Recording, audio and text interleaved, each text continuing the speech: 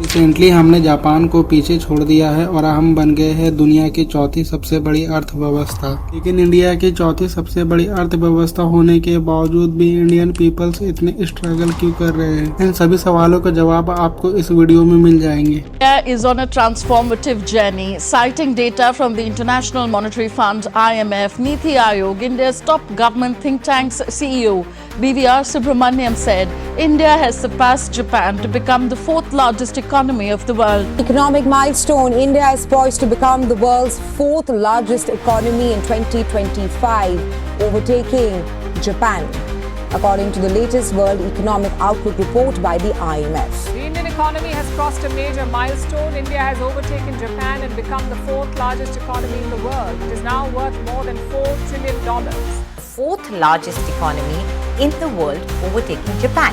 At the Niti Aayog meeting, CEO BVR Subramaniam confirmed that India is now a $4 trillion economy. तो main जो एक कारण है इसके पीछे और वो है इंडिया की पॉपुलेशन। इंडिया की अभी करंट पॉपुलेशन 140 करोड़ से भी ज्यादा है। वही अगर जापान की बात करें तो जापान की अभी टोटल पॉपुलेशन 12 से 13 करोड़ के आसपास है, लगभग हमसे 11 गुना कम। तो इंडिया की जीडीपी तो बहुत अच्छे से ग्रो कर रही है, लेकिन जीडीपी पर कैपिटा के मामले में हम बाकी देशों से बहुत पीछे है। अब ये जीडीपी और जीडीपी पर कैपिटा क्या है आइए जानते हैं पहले से। तो जीडीपी का मतलब होता है कि किसी देश में एक फिक्स समय के अंदर कितना गुड्स और सर्विसेज का प्रोडक्शन हो रहा है। जीडीपी मेनली 3 सेक्टर से कैलकुलेट किया जाता है, जिसमें पहला एग्रीकल्चर सेक्टर, दूसरा इंडस्ट्री सेक्टर और तीसरा सर्विस सेक्टर है। इन तीनों सेक्टर को मिलाकर किसी देश की जीडीपी को कैलकुलेट किया जाता है। एग्रीकल्चर सेक्टर में जैसे है किसान जो खेती वगैरह करते हैं, धान, गेहूं, मक्का और भी सारी चीजें, तो इन सभी चीजों की खेती को एग्रीकल्चर में इंक्लूड किया जाता है। इंडस्ट्री सेक्टर में जैसे कोई प्रोडक्ट किसी फैक्ट्री में मैन्युफैक्चर हो रहा है, जैसे कहीं पर किसी बिल्डिंग का कंस्ट्रक्शन हो रहा है, तो इन सभी चीजों को इंडस्ट्री सेक्टर में इंक्लूड किया जाता है। बात करें तीसरे सेक्टर की जो है सर्विस सेक्टर, तो इसमें उन सब चीजों को इंक्लूड किया जाता है जो पब्लिक को कोई सर्विस प्रोवाइड करा रहे हैं, जैसे बैंक्स, हॉस्पिटल्स, स्कूल्स और भी सारी चीजें। तो जीडीपी बेसिकली 3 टाइप्स की होती है, जिसमें पहला नॉमिनल जीडीपी, दूसरा रियल जीडीपी और तीसरा जीडीपी पर कैपिटा।